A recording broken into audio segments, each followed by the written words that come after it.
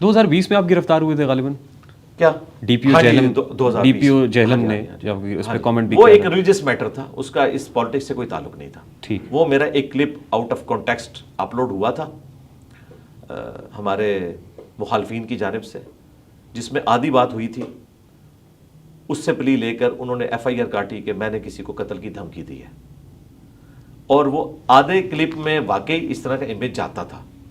میں اس F I R کو اس اعتبار سے درست سمجھتا ہوں, آدھے کلپ کے اعتبار سے, تو وہ ایف آئی اے میں گئی اور اڑ گئی.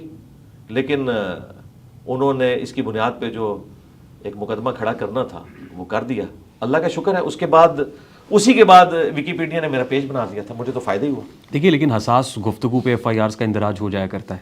جی ہو جاتا ہے, لیکن میں کبھی نہیں کہوں گا کہ فلاں وجہ سے ہوا, فلاں وجہ سے. اگر کوئی جینون میرے سامنے کوئی چیز ایسی آئی ہے تو میں اسے آن کروں گا. باقی ویڈیو ایسی تھی کہ جس میں اس طرح کا شائبہ جاتا تھا, اس میں میرا اتنا جملہ نقل ہوا تھا کہ دنیا کے سارے پیر قتل کر دیے جائیں, جی بس اتنا. جی, حالانکہ یہ نہیں تھا.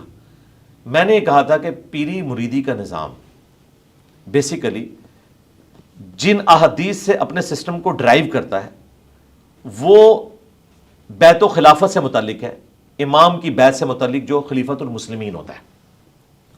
اور اس کے بارے میں بخاری مسلم حدیث ہے, جب ایک خلیفہ کی بیعت ہو جائے اور دوسرا کوئی خلافت کلیم کرے تو اسے قتل کر دیا جائے. اسی بنیاد پہ مولا علی نے جنگ صفین لڑی تھی حضرت معاویہ کے خلاف کہ میں خلیفہ ہوں, میرے خلاف تم کھڑے نہیں ہو سکتے.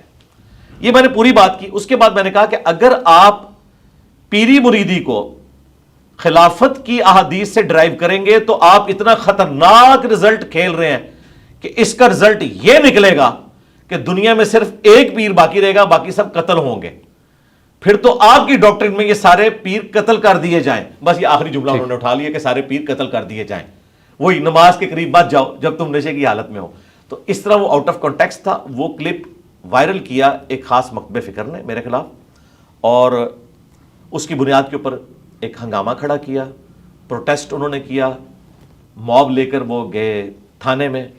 تھانے والوں نے مسئلے کو ڈیفیوز کرنے کے لیے ایف آئی آر کاٹی خود سے, ان کے نام پہ نہیں, انہیں خود سے اسی لیے کاٹی جاتی ہے کہ کل کو فارغ کر دیں گے. اور جب عدالت کے سامنے وہ مقدمہ پیش ہوا تو انہوں نے کہا یہ تو ایف آئی اے کا کیس ہے, ایف آئی اے میں بھیجیں اگر کوئی ویڈیو ہے تاکہ اس کا کانٹیکسٹ چیک ہو. میں نے تو عدالت کے سامنے رکھ دیا کہ یہ اس کا کانٹیکسٹ ہے. وہ جب ایف آئی اے میں گیا کیس, انہوں نے وہاں پر اس کو انالائز کیا تو ان کا یہ تو پوری ویڈیو یوں تھی, یہ انہوں نے آؤٹ آف کانٹیکسٹ کوٹ کی ہے. اللہ کا شکر ہے وہ کیس فارغ ہو گیا.